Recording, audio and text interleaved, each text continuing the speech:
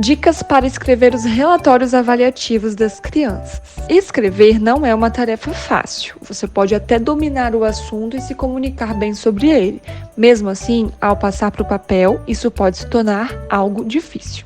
Então, para nos ajudar, separei algumas dicas para escrevermos os relatórios das crianças. Dica 1. Como na maioria dos casos, as famílias irão ler os relatórios, é importante que nos atentemos à linguagem a ser utilizada. Não pode ser uma linguagem muito técnica, a ponto das famílias não entenderem o que nós queremos dizer.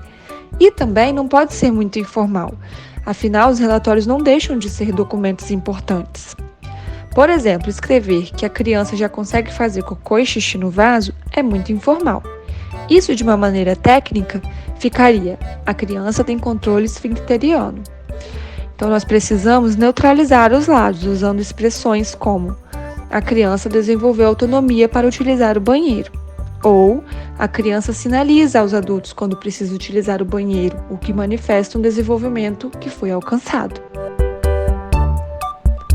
Mas também nós precisamos lembrar que a educação é permeada de relações afetivas.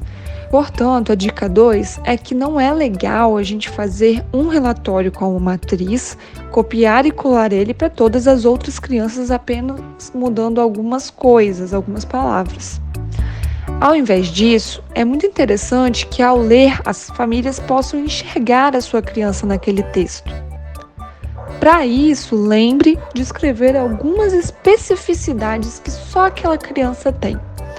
Algo em destaque dela. É claro que esse destaque não pode ser algo ruim. Falando nisso, todo mundo tem dificuldades, né? Desafios a serem enfrentados. Nossas crianças também têm. Não que isso seja algo ruim, mas que requer de nós muita paciência. Esse tipo de coisa nós temos que ter muito cuidado ao passar para o papel. As famílias conhecem muito bem as suas crianças. Entretanto, é importante não usarmos expressões que possam difamar o seu aluno.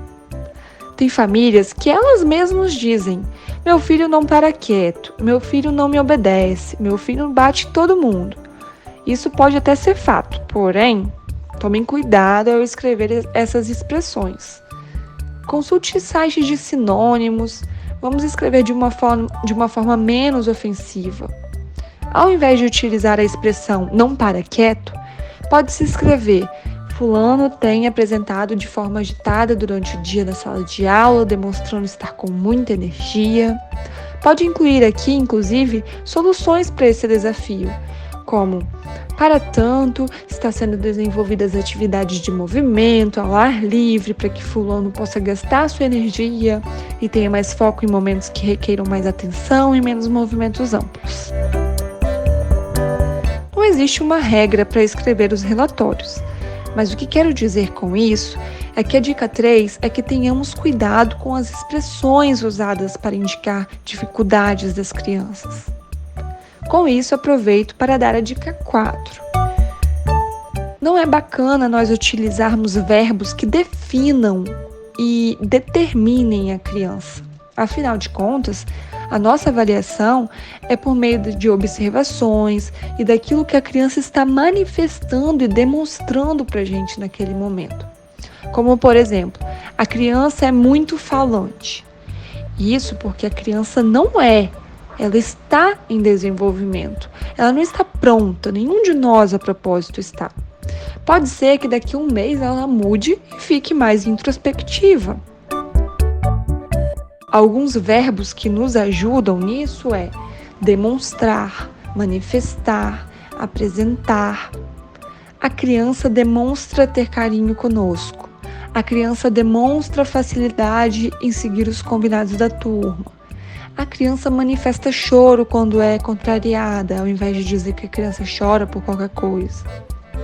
A criança manifesta dificuldade em seguir os combinados da turma. A criança apresenta facilidade de aprender coisas novas. A criança apresenta resistência de entrar na sala, ao invés de dizer que a criança não quer entrar na sala.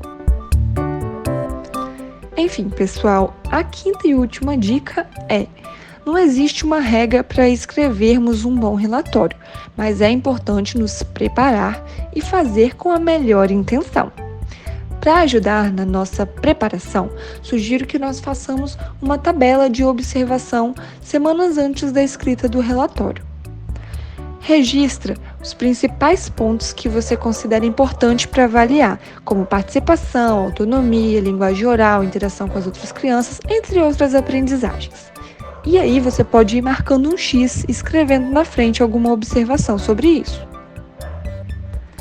E é isso, pessoal. Essas foram as diquinhas que eu considerei importantes e bacanas. Espero que eu tenha ajudado vocês. Vou deixar aqui abaixo 2 arquivos, um com o modelo da tabela que eu acabei de mencionar na dica 5 e outro com algumas expressões que nós podemos usar ou substituir ou nos inspirar, como dito na dica 3, tá bom? Beijos e até o próximo vídeo!